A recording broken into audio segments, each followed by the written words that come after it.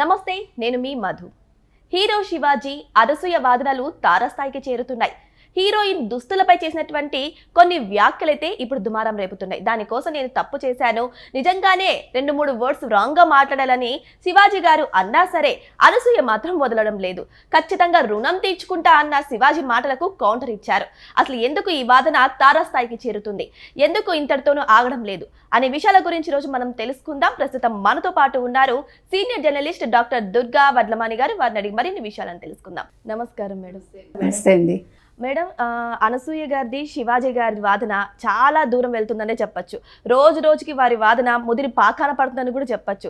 అసలు ఎందుకు ఒకరి కౌంటర్కి ఇంకొకరు అలా దూరంగా వెళ్తూనే ఉంది? అసలు కౌంటర్ ఆగదా మేడం? ఇక అది ఆవిడనే అడగాలి, నన్ను అడిగితే నేను చెప్పలేను. కానీ అసలు శివాజీ గారు మాట్లాడిన మాటకి మనం కనుక అర్థం తీసుకుంటే, ఆయన మొన్న 2 హీరోయిన్లకు అట్లా జరగడం దాన్ని దృష్టిలో పెట్టుకుని అని ఉంటారు. ఇక్కడ ఓవరాల్ సెలబ్రిటీస్ని అన్నట్టు కాదు, లేకపోతే అనసూయ గారిని అన్నట్టు కాదనేది నాకు అనిపించింది, నాకు తెలీదు. అయితే నిన్న అనసూయ గారు మాట్లాడటం జరిగింది, కౌంటర్ ఇవ్వటం జరిగింది. మీరు చెప్పినట్టుగా నేను కేసు కూడా వేస్తాను అని బెదిరించడం కూడా జరిగింది ఆవిడ. సరే, కేసులు వేసుకోకపోవడం వాళ్ళ ఇష్టం. నిధి అగర్వాల్ కూడా మీరు మమ్మల్నే తప్పుపడతారు, మాబుని తప్పుపట్టారు మీరు అన్నట్టు మాట్లాడారు. సో దాని మీద కూడా నిన్న నేను చెప్పాల్సింది చెప్పాను. ఇప్పుడు బట్టలు వేసుకోవాలా వద్దా అనేది డిసైడ్ చేసుకునే హక్కు అనసూయ గారికి ఉంటుంది, ప్రతి ఒక్కళ్ళకి ఉంటుంది. సెలబ్రిటీయే కాదు, ఈవెన్ సాధారణ వ్యక్తులకు కూడా ఉంటుంది. వీళ్ళు సెలబ్రిటీస్ అనే పదం ఇప్పుడు వాళ్ళు గొప్పవాళ్ళు అయ్యాక పదం యాడ్ చేస్తున్నారు అంతే. Otherwise they are also humans, they are also, అంటే ముఖ్యంగా మహిళలు. ఇక్కడ ఫెమినిజాలు ఏయిజాలు నేను మాట్లాడినాడు, ఫెమినిజం గురించి కూడా మాట్లాడారు. కాకపోతే ఏంటంటే అసలు ఫెమినిజం అనే పదానికి అర్థం ఏంటి, ఫెమినిజం ఏ స్థితి నుంచి ఏ స్థితికి వచ్చింది అవన్నీ కూడా చూసుకోవాలి. కాబట్టి ఫెమినిస్టులు అనేవాళ్ళు ఏ రకంగా మారారు, అసలు ఫెమినిస్టులు చెప్పిన అంటే స్వేచ్ఛ అనేది మనం మాట్లాడితే ఇక్కడ అది మనం మాట్లాడుకోలేం. ఎందుకు మాట్లాడుకోలేమంటే చిన్న సబ్జెక్ట్ కాదు. స్వేచ్ఛ అనేది చలంగారి టైంలో ఏ రకంగా ఉంది, తర్వాత ఎట్లా మారింది, ఫెమినిస్టులు ఏ రకంగా మార్చారు, అసలు రాజకీయ స్వేచ్ఛ ఏంటి, మామూలుగా మహిళల స్వేచ్ఛ ఏంటి, మధ్యతరగతి వాళ్ళ స్వేచ్ఛ ఏంటి, గొప్పవాళ్ళ స్వేచ్ఛలు ఏంటి, ఇలాగా కింది స్థాయి వాళ్ళ స్వేచ్ఛలు ఏంటి. నిజంగా చెప్పాలంటే కింది స్థాయి వాళ్ళు నేను ఒగ్గేస్తాను అందనుకోండి, షీ హ్యాస్ ఎ రైట్. వాళ్ళు ఓలి కట్టేస్తారు, వాళ్ళు వదిలేసుకుంటారు. కానీ వదులుకోలేనిది మధ్యతరగతి, దిగువ మధ్యతరగతి. మళ్ళీ అప్పర్ ఇదిలో they can do what ever they want. కాబట్టి ఎప్పుడూ కూడా సమాజం ఏ అంశంలోనూ ఒకలాగా ఉండదు, అందరి విషయాల్లో కూడా సమానంగా ఉండదు, స్వేచ్ఛ విషయంలో కూడా సమానంగా ఉండదు. ఈ మంచి చెడు అనే దాన్ని పట్టుకుని వెళ్ళాడేది మధ్యతరగతి వాళ్ళు. కాబట్టి ఇప్పుడు ఈవెన్ అనసూయ గారు కూడా మధ్యతరగతి నుంచి వచ్చారో ఎక్కడి నుంచి వచ్చారో నాకైతే తెలియదు.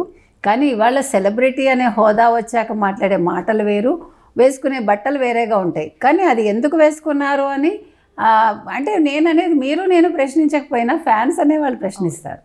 ఇప్పుడు ఫ్యాన్స్ మిమ్మల్ని కొన్ని అంశాల్లో మీరు నచ్చుతారండి, కొన్ని మీరు చేసే వాళ్ళకి నచ్చచ్చు, నచ్చకపోవచ్చు.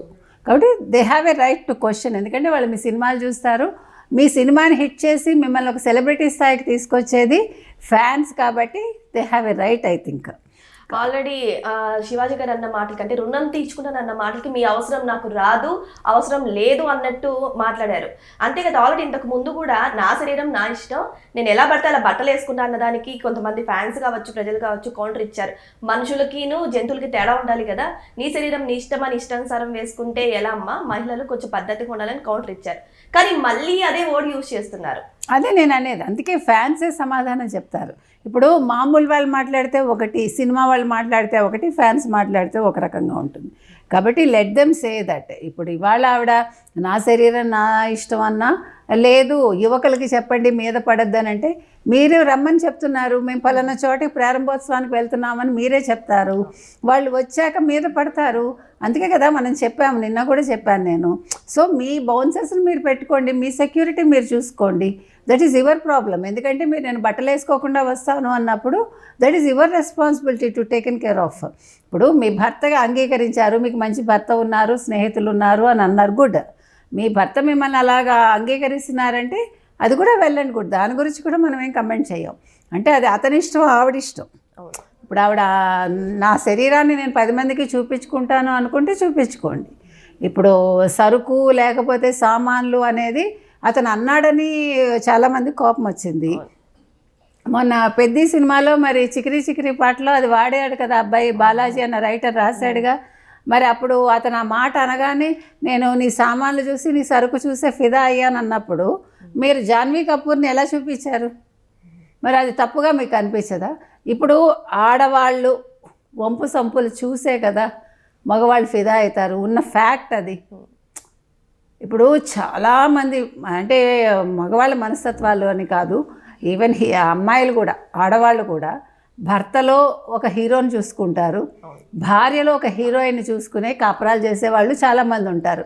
ఎందుకంటే చాలా సందర్భాల్లో ఎందుకు పెళ్ళిళ్ళు చేసుకుంటారో తెలీదు, తప్పనిసరి పరిస్థితుల్లో చేసుకుంటారు, విధి లేక చేసుకుంటారు, డబ్బుల కోసం చేసుకుంటారు, పెద్దవాళ్ళ మాట కోసం చేసుకుంటారు, కాపురాలు చేస్తారు. ఎంతో అందమైన హీరోలు కూడా అనాకారి ఆడవాళ్ళని కట్టుకున్న వాళ్ళు ఉన్నారు. వాళ్ళు కాపురాలు చేస్తారు, వాళ్ళు తిరుగుళ్ళు తిరుగుతారు.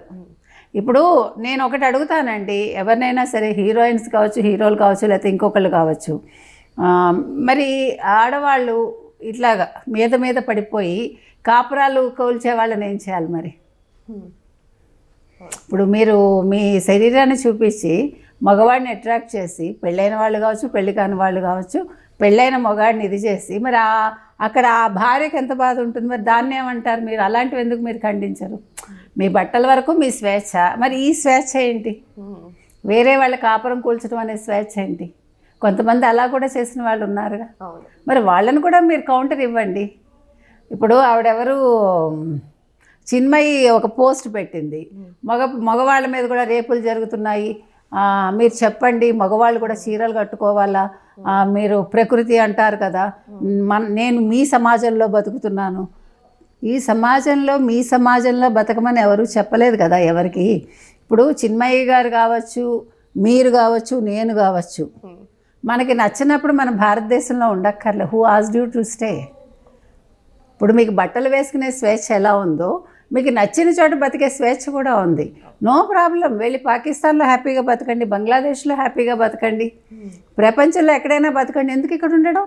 ఇక్కడ ఉంటూ నేనేదో మీ సమాజంలో ఉంటున్నాను, మీకోసం ఉంటున్నాను, నా కొడుకుని ఎలా పెంచాలో మీరు చెప్పండి అంటే మీరు ప్రపంచాన్ని అడిగి సమాజాన్ని అడిగి మీ కొడుకుని కనలేదుగా.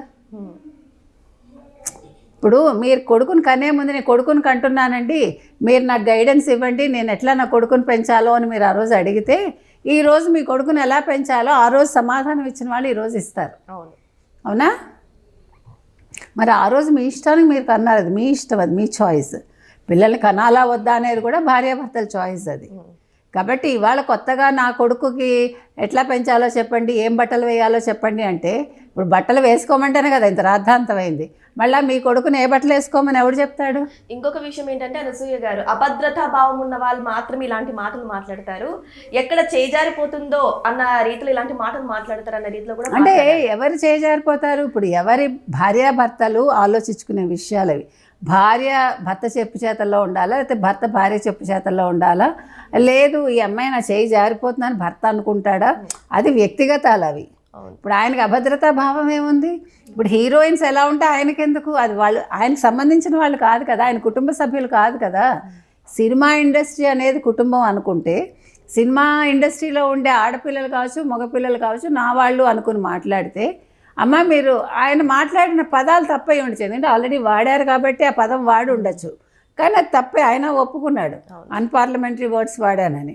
కాబట్టి నేను చెప్పేది ఏంటంటే మీరు తీసుకెళ్ళదలుచుకుంటే ఎంత దూరం అయినా వెళ్తుంది, లేదు ఇలాంటి విషయాల్లో ఆర్గ్యూ చేసుకుంటూ వెళ్తాను నేను అనుకుంటే ఇట్స్ వెల్ అండ్ గుడ్. కాకపోతే ఏంటంటే పనికిమాలిన వాదనలు ఇవన్నీ నా దృష్టిలో. ఇప్పుడు ఆయన అన్నాడు, ఆయన సారీ చెప్పాడు, ఆ ఇష్యూ అయిపోయింది అంతే. ఎలాగ మీకు నచ్చిన బట్టలు మీరు వేసుకుంటారు, దాన్ని మంచి చెడు భరించాల్సింది కూడా మీరే. దానికి సమాజానికి ఏవి సంబంధం లేదు. మీ సమాజంలో ఉంటున్నాను అంటే మీరు ఎక్కడి నుంచైనా దిగొచ్చారా? మీరు వేరే సమాజం నుంచి వచ్చారా, వేరే లోకం నుంచి వచ్చారా? ఇక్కడున్నవా ఇక్కడే పుట్టి ఇక్కడే పెరిగారు కదా. ఇవాళ కొత్తగా ఇది మీ సమాజం అని ఎందుకు అంటున్నారు? అది మనకి వాళ్ళు చెప్పాలా క్లారిటీ. అందుకని మీరు మీ ఇష్టానికి మాట్లాడతాను అని మళ్ళీ ఎదరవాళ్ళు మాట్లాడకూడదు అనడం కూడా తప్పే కదా.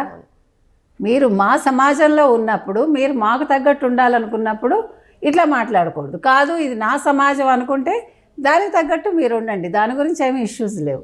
ఇష్యూ వల్ల ఏంటంటే శివాజీ గారు మాట్లాడిన మాటలు తప్పు, ఆ 2 మాటలు తప్పు ఎగ్జాక్ట్లీ. ఆయన దానికి సారీ చెప్పాడు, అయిపోయింది.